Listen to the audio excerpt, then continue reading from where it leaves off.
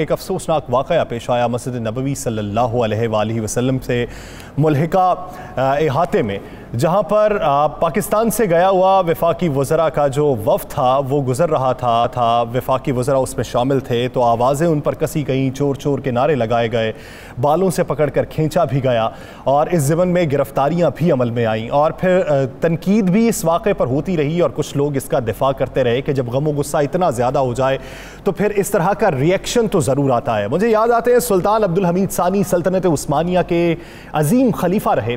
उन्होंने जब दमिश्क से लेकर हिजाज तक रेलवे लाइन का आगाज़ किया था तो एक हुक्मनामा जारी किया था कि जब 20 मील की दूरी रह जाए मस्जिद नबवी की या शहर मदीना की तो उससे पहले तुम ये कर लिया करना कि वहाँ पर अपनी हथौड़ियों को कपड़ों से लपेट दिया करना और काम को बंद कर दिया करना। इसके साथ साथ अगर किसी बड़े पत्थर को मदीना मुनव्वरा में तोड़ना हो तो उसे शहर से बाहर ले जाया करना ताकि वहाँ पर आवाज़ पैदा ना हो। एक इंजन जो भाप से चलने वाला था उसको बंद करके खड़ा कर दिया कि ये मेरे नबी के शहर में आवाज़ निकालेगा तो मुझे ये गवारा नहीं है और मुझे ये लगता है कि ये तौहीन हो जाएगी। हम मजम्मत करते हैं कल के वाक़े की और मजम्मत करते हैं तब की भी कि जब वज़ीर आज़म इमरान खान साहब थे और वो उसी दौरे पर थे तो उन पर भी आवाज़ें कसी गईं और पाकिस्तान से ये कहा गया कि ये मकाफ़ात अमल है। मजम्मत उसकी भी की जानी चाहिए जो पहले हुआ, मजम्मत अब भी की जानी चाहिए। आपके पास अपना मुल्क मौजूद है, दीगर मकामात मौजूद हैं, आप वहाँ पर एहतजाज कीजिए, लेकिन इस मुक़द्दस मकामात को छोड़ दीजिए क्योंकि वहाँ पर कोई जाता है तो फ़र्द वाहिद के तौर पर जाता है। एक ही सफ में खड़े हो गए महमूदो अयाज, ना कोई बंदा रहा और ना कोई बंदा नवाज। बंदाओ साहिबो मोहताजो गनी एक हुए, तेरी सरकार में पहुंचे तो सभी एक हुए। सरकार वो मक्का वाले की हो या फिर सरकार वाली दो जहां की हो, सरकार तो सरकार है, उसके सामने जाना है तो जिक्र उसी का होना चाहिए। हमारे पैनल में मौजूद है इस्लामाबाद स्टूडियो से हमें ज्वाइन किया खालिद साहब ने, सीनियर सहाफ़ी राना अजीम साहब हमारे साथ मौजूद हैं। कराची स्टूडियो से हमें ज्वाइन किया है सईद खावर साहब ने। मैं आप तमाम हजरात का बेहद मशकूर हूँ। राना साहब, सबसे पहले आपकी तरफ आऊँगा। आप भी इस वक्त उसी सरकार में मौजूद हैं, आपका भी अल्लाह के फजलो करम से उम्रा मुकम्मल होने वाला है। कल के वाक़े पे आप क्या राय रखते हैं? पाकिस्तान में गम व गुस्सा भी पाया जाता है और पाकिस्तान में इस वाक़े का दिफा भी किया जाता है। आप इस पूरे वाक़े को किस नज़र से देखते हैं? अस्सलातु वस्सलामु अलैका या सय्यदी या रसूलल्लाह, अस्सलातु वस्सलामु अलैका या सय्यदी या हबीबल्लाह। देखिए, इस पर ना कोई दलील इस वाक़े पे, ना कोई और चीज़। तो मस्जिद नबवी का तक़द्दुस, मस्जिद नबवी के अंदर अदब, आवाज़ ऊंची ना रखना, ये तो एक बड़ी क्लियर सी बात है। और हम क्यों जाते हैं वहाँ? इसलिए जाते हैं कि वो एक ऐसा मकाम है जहाँ से हमें सब कुछ मिलता है। वो एक ऐसा मकाम है जिसके मुतल्लक हदीसें बड़ी हुई हैं। वो ऐसा मकाम है जहाँ पर अल्लाह ताला का भी हुक्म है, वाज़ेह हुक्म है। उन अहकामात की रोशनी में हम वहाँ जाते हैं, जाके वहाँ से लेकर आते हैं, सब वहाँ से रहमतें समेट के आते हैं। और उस मकाम पे ऊंची आवाज में बात करना, आपस में भी ऊंची आवाज में बात करना जो है वो सख्ती से मना है।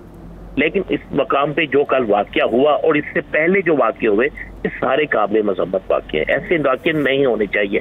चाहे आपको सियासत करनी है, सियासत के लिए बहुत से मौके, बहुत सी जगह मौजूद होती है। तमाम सियासी जमातों को, तमाम मजहबी जमातों को और हुकूमत पाकिस्तान को, सबको ये इस बात का पाबंद होना चाहिए कि पाकिस्तान में सियासत हो, पाकिस्तान से बाहर सियासत, हमारे मुकद्दस मकामात पर वहाँ पर सियासत नहीं होनी चाहिए। मैं ये इससे बड़ी बदकिस्मती क्या होगी कि पाकिस्तान से तल्लक रखने वाले बहुत से पाकिस्तानी जिस नबी की तस्दीक की जा रही है कि गिरफ्तार हो गए हैं, यहाँ पे उन्हें गिरफ्तार कर लिया गया है। देखें, इससे पाकिस्तान की जगहंसाई हुई, इससे पूरे आलम इस्लाम के अंदर हमारी रसवाई हुई। हम ये कहा गया कि मुसलमान वहाँ जाकर मस्जिद नबवी, जो हमारा अहम तरीन मकाम, जहाँ पर जिससे आगे और कोई चीज है ही नहीं, और वहाँ पर ये हरकत हो तो फिर बाइस शर्म भी है।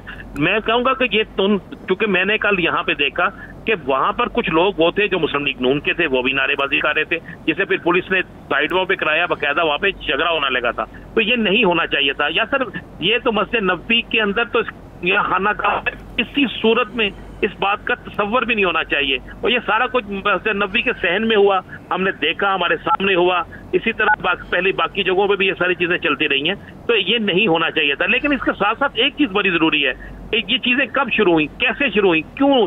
जब हमारे बहुत से उलमाए कराम जो हैं सियासी उलमाए कराम मिंबर पर बैठ के ये कहेंगे कि फलां सियासतदान यहूदी है, फलां सियासतदान फलां है, तो मुकद्दस मस्जिद भी तो एक मुकद्दस तरीन जगह है, उसका भी एक तकद्दस है, वहां से हमें इस्लाम का दर्स देना चाहिए।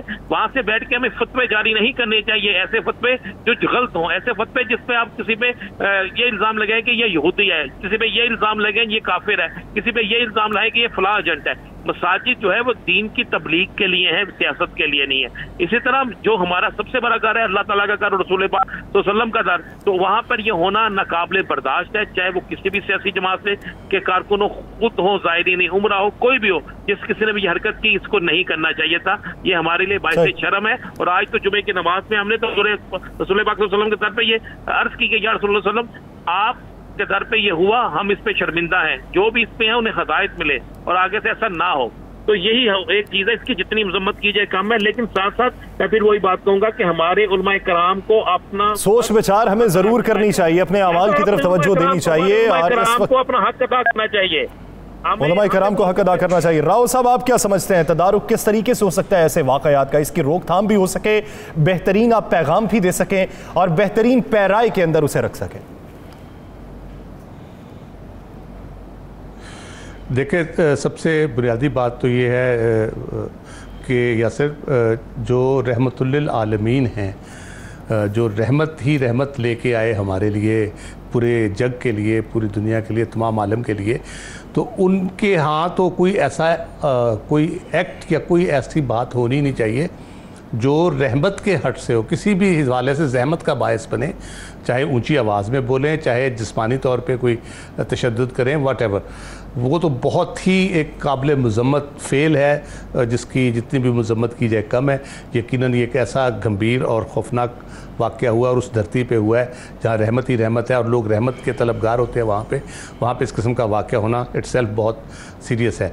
एक बात से मैं इत्तफ़ाक़ करता हूँ राना साहब की, जो हमारे यहाँ तकसीम, जो फ़िरका वाराना तकसीम है, वो बहुत अरसे से, दहाइयों से जारी है और उसका एक बहुत बड़ा इम्पेक्ट उसके ऊपर आता है। उसके बाद सियासी तकसीम, जो जिस तरह से सियासतदान एक दूसरे के बारे में इल्ज़ाम तराशी करते हैं, पेट फाड़ने की बात करते हैं, उल्टा लटकाने की बात करते हैं, चोर डाकू एक दूसरे को पुकारा जाता है, यकीनन वो चीज़ें भी इम्पेक्ट करती हैं।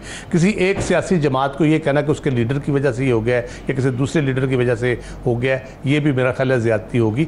ये बुनियादी तौर पे पाकिस्तान स्टेट का ये फ़र्ज़ है, किसी मुल्क में भी आपके शहरी जा रहे हो, ये तो एक ऐसी धरती है जिसके बारे में हम तसव्वुर भी नहीं कर सकते वहाँ हम कोई कानून की खिलाफ वर्जी करें या कोई ऐसी बात करें जिससे वहाँ पे लोगों को आज़ार पहुँचे या ज़हमत हो। किसी भी मुल्क में आप जाते हैं, आपका बुनियादी फ़र्ज़ है उस मुल्क के कवानीन का एहतराम करना। अगर आप उस मुल्क के कवानीन के एहतराम नहीं कर रहे तो आप फिर फ़र्ज़ अदा नहीं कर रहे, पाकिस्तान के शहरी होने का फ़र्ज़ अदा नहीं कर रहे, उस मुल्क के मेहमान होने का फ़र्ज़ आप अदा नहीं कर रहे।